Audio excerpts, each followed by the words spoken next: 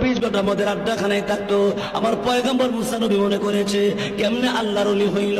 বলে দাও, এই মদের আড্ডাখানা থেকে বাড়ি করে যাওয়ার পরে তার বিবি তারে বাড়িতে তাড়াইয়া দিল, তার মা বাপ তারে তাড়াইয়া দিল, সবাই তারে বাড়ি থেকে বের করে দে।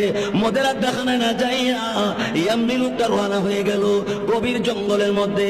জঙ্গলের ভিতরে যাইয়া এমনি তখন সেজদায় পড়ে আল্লাহ রাব্বুল আলামিনকে গভীর রাইতে এমন করে ডাক দিয়া বলে, ওগো আল্লাহ রাব্বুল আলামিন, আমি যত বড় গুনাহগার, কিন্তু তোমার নাম তো গাফফার গো। আল্লাহ রাব্বুল আলামিন, গভীর রাত হয়ে গেছে, এলাকার সব মানুষ ঘুমিয়ে গেছে। এই প্রভু গো, সব মানুষ যেখানে ঘুমিয়ে গেছে, আমি এখনো ঘুমাই না। আল্লাহ তুমি না মাফ করলে আমার আর কোনো উপায় থাকবে না। আমার ভাই বারাদার আমারে তাড়িয়ে দিয়েছে, আমার পরিবার পরিজন আমাকে তাড়িয়ে দিয়েছে, কেউ আমাকে পাত্তা দেয় না। কিন্তু শুনেছি তুমি নাকি রহমান, তুমি নাকি রাহিম, তুমি সত্তার, তুমি নাকি গুনাহগুলি ডাকতে পারো, তুমি ডাকনেওয়ালা গুনাহকে। ও আল্লাহ রাব্বুল আলামিন, তোমার দরবারে আমার পক্ষ থেকে দরখাস্ত। আল্লাহ গো, তুমি তাকায়া দেখো, এই এলাকার সব মানুষ ঘুমিয়ে গেছে। আল্লাহ রাব্বুল আলামিন জঙ্গলের ভিতরে, আল্লাহ রাব্বুল আলামিন ওই জঙ্গলের গাছে গাছে পাখিরা ঘুমের ঘরে ঘুমিয়ে গেছে, জঙ্গলের পশুরা জঙ্গলের ভিতরে ঘুমিয়ে গেছে, মানুষ এলাকার ঘুমিয়ে গেছে, আমি এখনো ঘুমাই না। আল্লাহ তুমি কি আমাকে মাফ দিবা না? প্রভু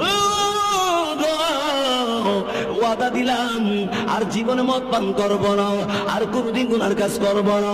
আল্লাহ রাব্বুল আলামিনের কুদরতি কদমে যখন সেজদায় পড়ে কান্দে, আল্লাহর এমন মায়া লেগে গেছে।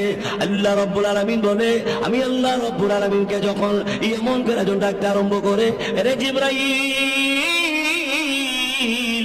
আমি তখন আল্লাহ ঘোষণা দিয়ে দিলাম, আর কান্দিস না। আমি আল্লাহ রাব্বুল আলামিনের দরবারে এমন করে যখন কাঁদতে আরম্ভ করেছো, আমি আল্লাহ রাব্বুল আলামিন এই মুহূর্তে তোরে মাফ করে দিছি। আমি আল্লাহ রাব্বুল আলামিন তোর নামটা ওলি দপ্তরে লেখাইছি। ও মুসা নবী, আমার বান্দা আমার কাছে এমন করে কাঁদছে, মুহূর্তের মধ্যে আমি আল্লাহ তার মাফ করে দিয়া আমি আল্লাহ তারে দোস্ত বানাই দিছি। এবার সে আল্লাহ এখনো আসেনি, ওই দিন থাকবো। হ্যাঁ, হিসাব নাইটাই নেই, হিসাব নাইটাই নেই, সব শেষ হবে, আল্লাহ থাকবে। আরো জোরে কর আল্লাহু আকবার। আমার ভাইয়েরা বন্ধুর, আমার গুনাহ তো মাফ হয়ে গেল, লোকটা তো মারা গেছে।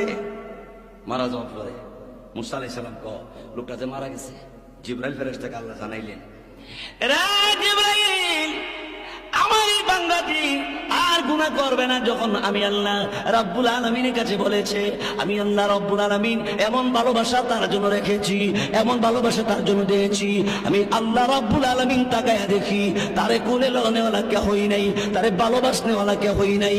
আমি আল্লাহ আজরাইল ফেরেশতাকে পাঠাইয়া দিয়া তার জান কবজ করে আমি আল্লাহ রাব্বুল আলামিন তাকে রহমতের কোলে উঠাইয়া নিয়ে গেছি। हमें याद करेंगे, ओ हमें याद करेंगे, यूं ही बर्बाद दिल को आबाद करेंगे। सुबहानाल्लाह जोरे को আল্লাহরে স্মরণ করার করতে করতে করতে আমার নষ্ট দিলটা, অপবিত্র দিলটারে আল্লাহ পবিত্র বানাইয়া দেয়। আরো জোরে বলেন সুবহানাল্লাহ। আল্লাহ এমন গুনাহগারকে আল্লাহ মাফ করে দিছে, আমরা আল্লাহর কাছে মাফ চাবো, আল্লাহ আমাদের মাফ করে দিব। জোরে বলেন সুবহানাল্লাহ।